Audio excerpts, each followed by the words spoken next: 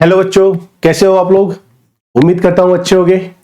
तो कल basic trigonometry के बारे में हम लोग डिस्कशन किए थे। आज हम लोग उसके थोड़ा सा आगे चलते हैं। क्लियर है। देखिए, कल क्या था कि थोड़ा सा टेक्निकल फॉल्ट की वजह से वीडियो बीच में रोकनी पड़ी थी। तो आज जहां पे कल रुकी थी, आज हम वहीं से स्टार्ट कर लेते हैं। तो एक बार जस्ट रिकैप कर लेते हैं कि कल हमने क्या क्या सीखा था। क्लियर। देखिए, बेसिकली कल हम लोग ट्रिग्नोमेट्री के डेफिनेशन के बारे में बात की थी कि ट्रिग्नोमेट्री होती क्या है। उसके बाद हमने डिस्कस किया था कि कैसे ट्रिग्नोमेट्रिक रेशियो फाइंड करते हैं, और जैसे sine theta, cos theta, tan theta, cos, cot, sec, cosec जो भी है, ये टोटल 6 ट्रिग्नोमेट्रिक रेशियो थे। तो ये टोटल 6 ट्रिग्नोमेट्रिक रेशियो ही क्यों होते हैं, इसके बारे में हमने बात किया था। और उसके बाद फाइनली हमने रेसिप्रोकल फॉर्मूले देखे थे कि कैसे साइन थीटा को हम 1 कॉसेक थीटा लिख सकते हैं, या फिर कॉसेक थीटा को 1 साइन थीटा लिख सकते हैं, and so on. Similarly cos theta, tan theta, sec theta and cot theta के बारे में कल हमने देखा था। इसके बाद हमने एक क्वेश्चन सॉल्व किया था, और क्वेश्चन सॉल्व करने के बाद बेसिकली हम आए थे इस टेबल के ऊपर, जहां पे थोड़ा सा टेक्निकल फॉल्ट की वजह से वीडियो मुझे रोकनी पड़ी थी। अब देखना ध्यान से, कल हम बात कर रहे थे बेसिकली इस टेबल के बारे में। ये टेबल क्या था, ये स्पेसिफिक एंगल पे हर एक ट्रिग्नोमेट्रिक रेशियो की वैल्यूज थी। जैसे अगर हम बात करें साइन थीटा, तो अगर थीटा की वैल्यू हमने 0 ले लिया तो साइन थीटा की वैल्यू 0 हो जाएगी। साइन थीटा की वैल्यू अगर थीटा 30 ले लिया तो साइन 30 की वैल्यू 1/2। सिमिलरली साइन 45 की वैल्यू 1/√2, साइन 60 की वैल्यू √3/2 एंड साइन 90 की वैल्यू कितनी होती है, 1 होती है। क्लियर है। तो जैसे हमने साइन का याद किया, कल मैंने आपको याद करने की टेक्निक बताई थी क्या, कि अगर आपको साइन थीटा की वैल्यू याद हो गई तो जैसे लास्ट में 1 था तो 1 को यहां लिख दो, आप 1 को यहां लिख दो, फिर √3/2, सेम 1/√2, 1/2 एंड 0। टेन थीटा के लिए बताया था कि साइन अपॉन कॉस थीटा को हम लोग टेन थीटा बोलते हैं। इसलिए साइन के वैल्यू को कॉस के वैल्यू से डिवाइड करने के बाद जो वैल्यू आएगी वो वैल्यू किसकी आएगी, टेन थीटा की आएगी। तो याद करने का तरीका 0/1 0, 1/√2, √3/2, 2 से 2 कैंसिल हो जाएगा, और फाइनली आंसर क्या आ जाएगा, 1/√3 and 1√3 and not defined. Not defined के बारे में हम लोग बात कर रहे थे कल, कि अगर किसी फाइनाइट नंबर के अपॉन में, डिनोमिनेटर में अगर 0 आता है तो उसको हम बोलते हैं नॉट डिफाइंड या फिर इनफाइनाइट।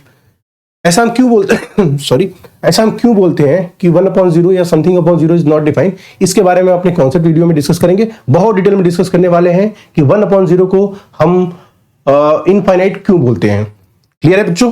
चलिए आगे बढ़ते हैं फिर। सॉरी देखना। तो देखो, ये टेबल आपको लर्न होना बहुत जरूरी है। तो उम्मीद करता हूं कि आप ये टेबल लर्न कर लिए होंगे। अब इस टेबल के बेसिस पे हम कुछ क्वेश्चन कर लेते हैं, ठीक है। जैसे आइए एक कुछ बेसिक क्वेश्चन की बात करते हैं पहले।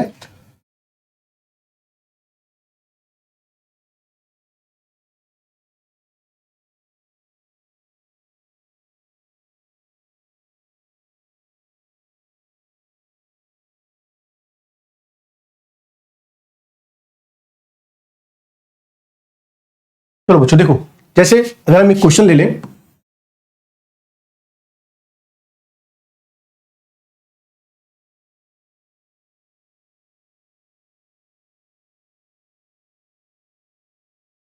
क्वेश्चन क्या लेते हैं, क्वेश्चन लेते हैं यहां पे कि साइन स्क्वायर, साइन, या चलो अभी और आसान क्वेश्चन करते हैं, sine 30 plus tan 30 plus cos 30। अगर हम बात करें इनकी वैल्यू की, कि अगर हम इनको ऐड करते हैं तो हमारी वैल्यू क्या आएगी।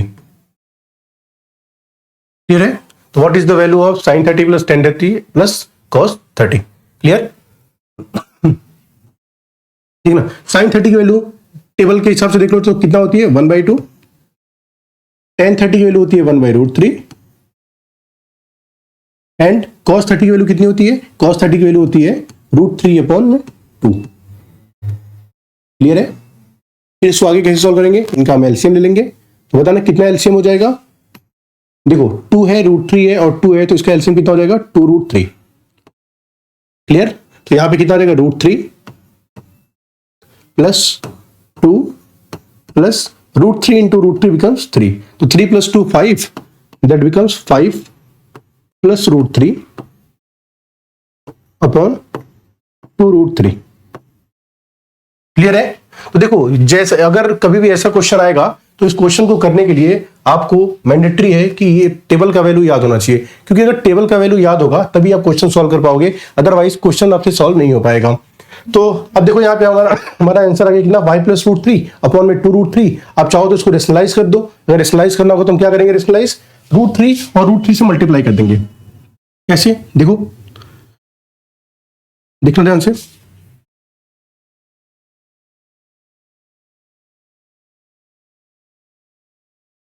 देखो अगर हम बात करें इसको रेशनलाइज करने के लिए तो हमने √3 से ऊपर मल्टीप्लाई कर दिया और √3 से नीचे मल्टीप्लाई कर दिया, नोमिनेटर में भी और डिनोमिनेटर में भी।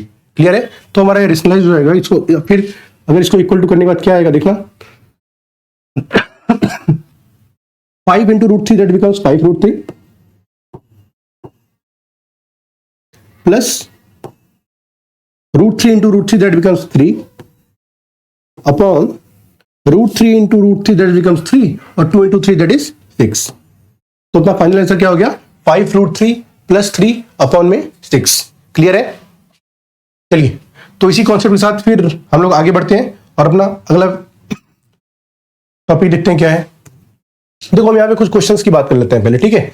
ये थोड़े अच्छे क्वेश्चंस हैं, इनके बारे में डिस्कशन कर लेते हैं। जैसे बोर्ड पे क्वेश्चन लिखा हुआ है, आप वीडियो को पॉज करके 1 मिनट के लिए क्वेश्चन ट्राई करो कि if sine a and cos b, sorry if a and b are acute angle such that sine a is equal to cos b, then what is the value of a plus b. आपसे a plus b की value पूछा हुआ है, तो आइए solve करते हैं इस क्वेश्चन को। What is the value of a plus b. Clear है, जैसे मान लो कोई एक ट्रायंगल है, अगर हम एक राइट एंगल ट्रायंगल लेते हैं, इसका नाम लेते हैं ए बी और सी। क्लियर, तो राइट एंगल ट्रायंगल में हमें इतना पता है कि देखो अगर हम इस एंगल को थीटा लेते हैं, अगर हम इस एंगल को थीटा लेते हैं तो यहां से हमारा साइन थीटा क्या हो जाएगा, साइन थीटा की वैल्यू क्या हो जाएगी, या चलो कॉस थीटा की वैल्यू देखते हैं यहां से, बताना कॉस थीटा की वैल्यू क्या हो जाएगी, कॉस थीटा इक्वल टू क्या हो जाएगा बताना, BC upon AB that is base upon hypotenuse. Clear, और इस एंगल को अगर हम फाइव बोलते हैं, इस एंगल को अगर हम फाइव बोलते हैं तो अगर हमारे साइन फाइव की बात करें तो साइन फाइव, ध्यान देना अगर हमने एंगल ये लिया है तो इस एंगल के लिए जो हमारा बेस है वो क्या हो जाएगा, AC हो जाएगा। इसके बारे में प्रीवियस लेक्चर में हमने बहुत डिटेल में बात किया है कि क्यों ये बेस होगा और क्यों ये परपेंडिकुलर होगा, तो आई थिंक आपको समझ में आ रहा होगा। तो AC बेस हो गया और BC क्या हो गया, परपेंडिकुलर हो गया। तो साइन फाइव की वैल्यू क्या हो जाएगी, साइन फाइव की वैल्यू हो जाएगी BC upon AC, BC upon AC। तो अगर हम इस इन दोनों से देखें कॉस थीटा और कॉस फाइव, अच्छा थीटा क्या था, इस एंगल बी का ही हमने क्या नाम दिया था, थीटा, और इस एंगल ए का ही नाम दिया था क्या, फाइव। तो cos theta equal to sine five की वैल्यू आ रही है कि नहीं, देखो BC upon AB, BC upon AB, तो कॉस थीटा इक्वल टू क्या आ गया, साइन फाइव। अच्छा cos theta equal to sine five आ गया, और वही क्वेश्चन में दे रखा है कि sine A equal to cos B, या ये जो एंगल फाइव था क्या है, एंगल A है, तो हमने क्या बोल दिया कि sine A equal to cos B कब आएगा, वो तभी आएगा जब ये दोनों एंगल, देखो पूरे ट्रायंगल की बात करें तो ये एंगल तो गया 90, अब बच गया ये एंगल और ये एंगल, तो इन दोनों एंगल का सम कितना हो जाएगा 90। मतलब क्या हुआ कि angle A plus angle B की वैल्यू कितनी आ गई, 90 डिग्री आ गई। समझ पाए बात को, तो angle A plus angle B कैसे 90 आया, ये बात समझ में आया। हाँ, अब यहीं से एक कॉन्सेप्ट और देख लेते हैं, ध्यान देना। कॉम्प्लीमेंट्री एंगल जब स्टार्ट होगा तो वहीं से कॉन्सेप्ट क्या आएगा कि अगर हम बात करते हैं फाई की, देखो ध्यान से, अगर फाई की बात करें तो क्या फाई को हम लिख सकते हैं 90 माइनस थीटा, देखो 90 माइनस थीटा लिख सकते हैं। तो अगर हम फाई की जगह 90 माइनस थीटा पुट करें, देखो क्या आ जाएगा, साइन 90 माइनस थीटा, और BC अपॉन AC की जगह क्या cos थीटा लिख दूं, क्योंकि BC अपॉन AC की वैल्यू cos थीटा है, तो sin 90 minus theta that becomes cos theta. हाँ ध्यान से देखना, ये जो फॉर्मूला है ना, ये फॉर्मूला अभी हम पढ़ने वाले हैं किसमें, कॉम्प्लीमेंट्री एंगल्स में। जो हमारा नेक्स्ट वीडियो होगा कॉम्प्लीमेंट्री एंगल्स के ऊपर डिटेल में बात करेंगे, वहां पे आप देखोगे sin 90 minus theta equal to cos theta आता है। बेसिकली उसका यही प्रूफ है, ये क्वेश्चन अपने आप में एक प्रूफ है क्या कि sin 90 minus theta becomes cos theta. Clear है बात, चले आगे, ठीक है। अगर कोई डाउट आता है तो आप कमेंट कर सकते हो। देखो अगले क्वेश्चन की बात करते हैं। अगला क्वेश्चन है, if 2 sin 2 theta equal to √3 then what will be the value of theta. आपसे एक सिंपल क्वेश्चन पूछा हुआ है, बहुत सिंपल क्वेश्चन है, क्या कि अगर 2 sin 2 theta 2 sine 2 theta, 2 sine 2 theta की वैल्यू कितनी आ रही है? √3। अब देखो ध्यान से, अगर 2 साइन 2 थीटा की वैल्यू √3 आ रही है तो इसका मतलब साइन 2 थीटा की वैल्यू कितनी आएगी? साइन 2 थीटा की वैल्यू आ जाएगी √3 और ये 2 डिनोमिनेटर में आ जाएगा तो अपॉन 2 लग जाएगा। समझ पा रहे हो बातों को? ठीक है, तो साइन 2 थीटा इक्वल टू √3/2। तो अगर हम यहां से बात करें कि सर साइन 2 थीटा की वैल्यू √3/2 आ रही है, इसका मतलब साइन की किस एंगल पे वैल्यू √3/2 आ रही थी? तो टेबल याद करो, हमारा टेबल क्या था? हमारा टेबल यही था ना कि साइन 60 इक्वल टू कितना आ रहा था? √3/2। तो इसका मतलब ये है कि अगर यहाँ पे साइन 2 थीटा इक्वल टू √3/2 है तो क्या √3/2 की जगह हम साइन 60 लिख सकते हैं? हाँ सर लिख सकते हैं। तो कैसे? क्योंकि टेबल हमको याद है, टेबल याद करना बहुत जरूरी है बच्चों, तो टेबल याद करते चलना। तो देखो साइन 2 थीटा इक्वल टू कितना हो जाएगा? Sine 60 degree. देखो दोनों साइड साइन साइन है तो इसको हम कंपेयर कर लेते हैं, तो 2 थीटा की वैल्यू कितनी रहती है? 60 डिग्री। अच्छा एक बात का बहुत ध्यान देना, क्या कि यहां से आप साइन साइन को कट मत कर देना, जैसे आप अलजेब्रा में करते हो वैसे यहाँ पे साइन और साइन को कट मत कर देना। क्यों? क्योंकि साइन मल्टीप्लाई में नहीं है, साइन इज अ फंक्शन। क्या होता है फंक्शन, उसके बारे में हम बात कर लेंगे अपने किसी एक वीडियो में, बट अभी इतना समझ लो कि साइन को साइन से हम कट नहीं कर सकते, हम कंपेयर कर सकते हैं। दोनों साइड साइन था तो दोनों का जो कोफिशिएंट है 2 थीटा और 60, इन दोनों को हम कंपेयर कर सकते हैं। तो यहां से क्या समझ आया? 2 theta equal to 60, that becomes theta equal to 60/2, that becomes 30 degree, that becomes 30 degree. तो बताओ कौन सा ऑप्शन हुआ बच्चों? A option. ठीक है, तो ए ऑप्शन कि अगर ये क्वेश्चन दिया हुआ है कि 2 साइन 2 थीटा इक्वल टू √3, तो यहां से अगर हम थीटा की बात करें तो हमारा थीटा आ गया 30 डिग्री। समझ में आया? चलो, जिन बच्चों को कोई डाउट आएगा वो बेसिकली कमेंट करेंगे, कमेंट में उनका डाउट बिल्कुल क्लियर किया जाएगा और नेक्स्ट वीडियो में उनका स्पेशल ध्यान रखेंगे और बेसिक से लेके चलने की ट्राई करेंगे और कुछ ज्यादा क्वेश्चन हम अटेम्प्ट करेंगे। क्लियर है? तो आप कमेंट करके हमको बताएं कि आपको समझ में आया या नहीं आया। ध्यान दो, √3 tan 2 theta minus 3 equal to 0, then what is the value of theta? देखो आपसे क्या बात कर रहा है कि √3